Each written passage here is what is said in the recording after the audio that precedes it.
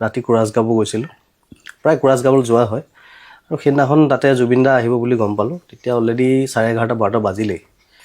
আৰু আমি কোৰাছ গাই মই বাকীবিলাক গুচি গ'ল মই ৰৈ দিলোঁ জুবিন দাক লগ পাই যাওঁ মই জানো যে তেতিয়াও তাৰ পৰা একো নাপাম আহিবলৈ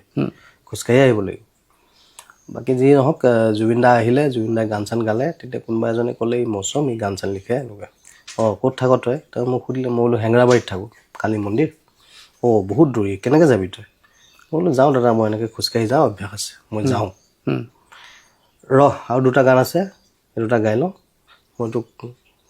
অলপ দূৰ আগবঢ়াই দিম বুলি ক'লে তেওঁ এপল চুইং এখন আছিলে হালধীয়া কালাৰ তাৰপিছত গান চান গালে তেতিয়া অলমষ্ট 2:30 বাজি গ'ল তেওঁ বহ গাড়ীত উঠালে তাৰপিছত আহি থাকোঁতে বাটত সুধিলে জোৰ তিনিআলি পাওঁতে তই ইমান ৰাতি খাবি ক'ত তেতিয়া আপোনাক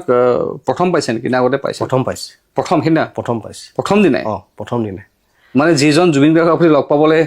ধেমাজি চিলাপথাৰৰ পৰা গুৱাহাটীলৈ আহিলে সংগীতৰ সপোন দেখি সেইজন জুবিন গাৰ্গক সেইদিনা প্ৰথম লগ পাইছে প্ৰথম লগ পাইছোঁ তাৰপিছত সেইদিনাখন কাৰোবাৰ এটা কেমেৰাও লৈ আহিছিলে যি পাৰ্টীয়ে বিহু কৰি আছিলে তো সেই তেওঁলোকক ৰিকুৱেষ্ট কৰি মই তেওঁলোকৰ ফটো এখনো মাৰিলোঁ সেইখন মোৰ গাঁৱৰ ঘৰত আছে এতিয়াও দুইজনে এনেকৈ ধৰাধৰিকৈ তাৰপিছত এই জোৰ তিনিআলি পাওঁতে তেওঁ মোক সুধিলে তই খোৱাটো কি হ'ব তই ক'ত খাবি বনাবি কি নেকি দাদা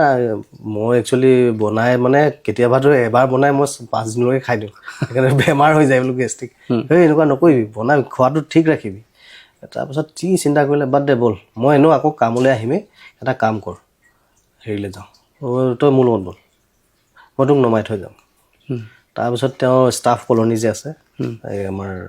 খানাপাৰা দেউতাকে তাতে কোৱাৰ্টাৰত থাকে বৌক তেতিয়া বিয়া পাতিছে নতুনকৈ বিয়া পাতিছে তাৰ বৌ ৰৈ আছে জুবিন দা আহিব ভাত খাম তাৰ বৌ তাৰপিছত লৈ গ'ল মোক ঘৰলৈ নি বৌ কিবা কাৰণত ষ্টেপতে বহি আছিলে নেকি মোৰ যিমান দূৰ মনত পৰিছে তাৰ ৰৈ আছে আৰু তেওঁলৈ তাৰপিছত গ'লো গৰিমা এই মৌচম এই বেচাৰী হেৰিত থাকে হেঙেৰাবাৰীত ই আকৌ গৈ বনাই খাব নালাগে আৰু মই ইয়াক লৈ আহিলোঁ আমাক দুটাক অলপ ভাত দিয়া আমি মোৰ আকৌ কাম আছে মই যাম সেই বুলি ক'লে তাৰ মোৰ বিৰাট ভয় লাগিছে হাত ভৰি কঁপিছে তাৰমানে কিয় প্ৰথম লগ পাইছোঁ মানুহজনক প্ৰথম তেওঁ ঘৰলৈ লৈ গৈছে ভাত খাবলৈ কৈছে মোৰ মানে মানুহজনক লগ পোৱাটোৱে মোৰ কাৰণে পেট ভৰিয়ে গ'ল মোৰ বুকু চুকু চব ভৰি গ'ল আৰু পেট ভৰাটো বহুত দূৰৰ কথা যেন মই বহুত দিন আৰু একো নাখালেও একো নকৰিলেও জীয়াই থাকিম নিচিনা হৈ গ'লোঁ তাৰপিছত তেওঁ ভাত খাবলৈ ক'লে কপি ভাত কেইটামান খালোঁ বহুত দিনৰ পিছত মানে পাতত দিয়া কলডিল সৰু মাছৰ পাতত দিয়া পিটিকা এনেকুৱা বিভিন্ন আইটেম মানে গুৱাহাটীত অহাৰ পৰা মই দেখা নাছিলোঁ গাঁৱততো এইবিলাক সচৰাচৰ আমি খাই থাকোঁ গুৱাহাটী অহাৰ পিছত এইবিলাক দেখা নাছিলোঁ তাতে ধুনীয়াকৈ যি পাৰোঁ যেন তেনে খাইছোঁ আৰু মানে লাজে ভয়ে খাই মেলি তাৰপিছত বৌক ক'লে তেওঁ মোৰ কাম আছে মোৰ দেৰি হ'ব তুমি শুই থাকিবা তাৰপিছত এই খোৱা বোৱা হ'ল তাৰপৰা তেওঁ মোক এই বৰবাৰীদি এনেকৈ হৈ আগতে খুব বেয়া আছিলে ৰাস্তাটো হেঙেৰাবাৰী ৰাস্তাটো একচুৱেলি ৰাস্তা নিচিনা নাছিলেই পাথৰ পেলাই থোৱা সৰু ঠেক ঠোক তাতে কালী মন্দিৰ আহিব দাদা এডোখৰ ৰখাই দিয়ক আন্ধাৰ এই পিচিটোৰ কাষেদি এটা গলি এটা আছে তাত গাড়ী নাযায় বোলে এই গলিটোদি যাব লাগিব গোটেই জংঘল তেতিয়া হেঙেৰাবাৰীখন সম্পূৰ্ণ জংঘল মানে জুবিন গাৰ্গে আপোনাক ৰাতি ভাড়াঘৰত থৈ আহিলগৈ মানে সেই ৰাস্তাটোৰ পৰা আকৌ গাড়ী নোযোৱা ৰাস্তাটো বেলেগ এটা ৰাস্তাত মেইন হেঙেৰাবাৰী ৰাস্তাটোৰ ৰাস্তাই কালী মন্দিৰ তৃষ্ণা বাহঁতৰ ঘৰৰ অপজিট ৰাস্তা তৃষ্ণা দেৱী তো তাৰ পিছৰ পৰা যিটো গলি সেইটোত মানুহ খোজকাঢ়িয়ে যাব পাৰে গাড়ী নাযায় প্ৰায় 300 মিটাৰমান ভিতৰলৈ যাব লাগিব কিন্তু পুৰা জংঘল তামোলবাৰী অদ্ভুত মানে এটা পৰিৱেশ আৰু ঢেকীয়াউনি একদম অদ্ভুত পৰিৱেশ এটা জংঘল পুৰা আৰু তেতিয়া লাহেকৈ অলপ ঠাণ্ডা দিন পৰে আৰু বিহু কেছেট যেতিয়া হ'বলৈ হয় অলপ কুঁৱলী টাইপো পৰিছে তাৰপিছত তেওঁ ক'লে তই কেনেকৈ যাবি তই এইখিনিতো গোটেই আন্ধাৰ একো নেদেখি মোৰ দাদা মই যাম দিয়ক আৰু তেতিয়া হাতত মোবাইল চোবাইলো নাই আমাৰ মালিকৰ ঘৰত এটা PNT ফোন থাকে সেই PNT নাম্বাৰটো মই চবকে দি থওঁ মোৰ কাম হ'লে তাতে ফোন কৰি দিয়ে সেই মানুহ ঘৰে মোক দি দিয়ে ফোন তাৰপিছত সেই তই নোৱাৰিবি তই ইমান সৰু ল'ৰাটো এই ৰাস্তাটো কেনেকৈ যাবি তেতিয়া আকৌ জুবিনে ভালকৈ তেতিয়া চকুৰ অপাৰেশ্যন কৰা নাছিলে জুবিনে ভালকৈ নেদেখে মই পিছত গম পাইছোঁ সমীৰণক ক'লে তই সমীৰণ ড্ৰাইভাৰ তই ইয়াতে মই তাক থৈ আহিছোঁ তাৰ ৰুমটো চাই গ'ল এনেকৈ খোলা বমা ৰাস্তাত গৈ যেন তেনে মইতো সদায় অভ্যাস আন্ধাৰতো যাব পাৰোঁ তেওঁ বিচাৰ দেখা নাই ভালকৈ হেৰি কৰিছে তেওঁ হাতত ধৰি মই তেওঁক লৈ গ'লোঁ তাত গৈ দেখিছে গেটখন খোলা আছিলে মই খোলোতে শব্দ কৰিলে মালিকৰ ঘৰ ডাঙৰ ল'ৰাটো খুব ভাল পায়, জুবিন গাৰ্গো ভাল পায়, মোৰ গানো ভাল পায়, বিৰাট ভাল পায়। সি তেতিয়া তেওঁ ইউনিভাৰ্চিটি পঢ়ি আছিলে, হেমন্ত শৰ্মা, খুব ভাল পায় ভনীয়েকে তাই তেওঁ, আৰু খুৰা খুৰীও মোক বিৰাট ভাল পায়। তাৰপিছত সেই শব্দটোত তেওঁ উঠি গামোচাখন পিন্ধি গেঞ্জি এটা পিন্ধি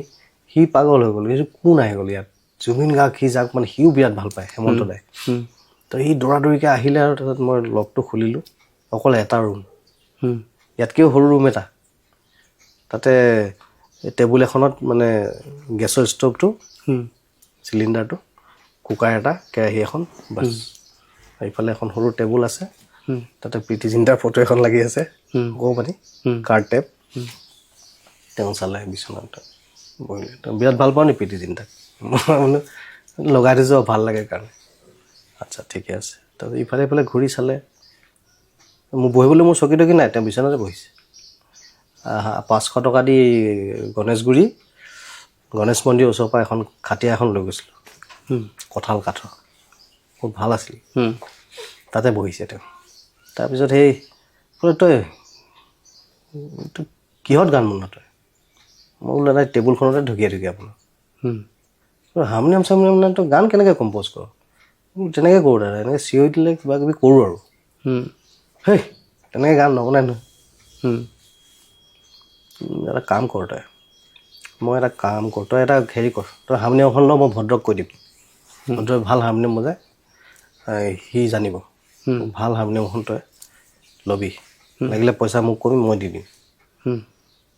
ঠিক আছে দাদা হ'ব বুলি ক'লোঁ, মই হাৰমনিয়াম ল'ম, মই ভদ্ৰদাক ক'মগৈ এনেকৈ বুলি ক'লোঁ। আৰু গ'লোঁ ভদ্ৰদাক এদিন ক'লোঁ আৰু। তাৰপিছত সেই মৰমজানৰ ৰেকৰ্ডিং আৰম্ভ হৈছে, আৰু মৰমজানৰ ৰেকৰ্ডিং আৰম্ভ হওঁতে 2টা গান মই মৰমজানত দিলোঁ, 3000 টকা পালোঁ। মই জুবিন দাৰ পৰা পইচা নল'লোঁ, তেওঁ কৈছিলে, কিন্তু মই তেওঁক আৰু সেইটো মনত পেলাই নিদিলোঁ। বিয়া হ'লে চাগে তেওঁ নিজে গৈ হাৰমনিয়াম কিনি দিলে। মৰমজানত মই 3000 টকা পাইছিলোঁ, গান 2টা দি, এটাত 1500কৈ। সেই 3000টো দি আৰু 400 টকামান কমি আছিলে, 3400 এখন হাৰমনিয়াম কিনা হ'ল। তাৰ পাছতে আপুনি হাৰমনিয়াম বজায়? জুবিন দাৰ যিটো সেইটো ক'লে, সেই তেনেকৈ গান নবনাই নহয়, তেতিয়ালৈকে মই হাৰমনিয়াম কেনেকৈ বজায়নো, কি কৰে মই একো নাজানো, বেলেগে বজাই থকা দেখোঁ, কৰ্ডকেইটা জানো, এনেকৈ কৰিলে হয়। কিন্তু সেই জুবিন দাৰ যে সেই চেঞ্চটো যে ব্ৰেইনত ভৰাই দিলে যে কম্প'জ কৰিবলৈ হ'লে তোৰ স্কেল জানিব লাগিব, স্কেল হেৰি হ'লেহে তোৰ গানবিলাকত ভেৰিয়েশ্যন আহিব, সেই বস্তুটো তেওঁ মোক সেইদিনাখন ৰাতি 4টামান বাজিছে ৰুমত। তাৰপিছত ইহঁতিও আহিলে, সিহঁতিও কেমেৰা চেমেৰা আহি ফটো চটো মাৰিলে, কথা পাতিলে। তো সেইদিনাখনৰ পৰা সেই মালিকৰ ঘৰত মোৰ ভাড়া কেতিয়া দিয়ে, মই খানা বনাবলগীয়া নহয় আৰু নিজে অকল। কাৰণ জুবিন গাৰ্গে আপোনাক থ'বলৈ গৈছিলে, জুবিন গাৰ্গ গৈছে তেওঁলোকৰ ঘৰত, থ'বলৈ গ'ল। তেওঁলোকে মানে মচম আজি ভাত নবনাবা দেই, আমাৰ ইয়াতে বনাইছোঁ, সেইটো হ'ল। ভাড়া কেতিয়া দিয়া দিবা আৰু,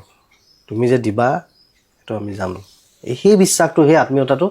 জুবিন গাৰ্গ মানে য'ত গৈ দিয়ে, সেই জেগাডোখৰ পোহৰাই তোলে, সেই পজিটিভ কৰি দিয়ে, মই সেইটোৱে ক'ব খুজিছোঁ।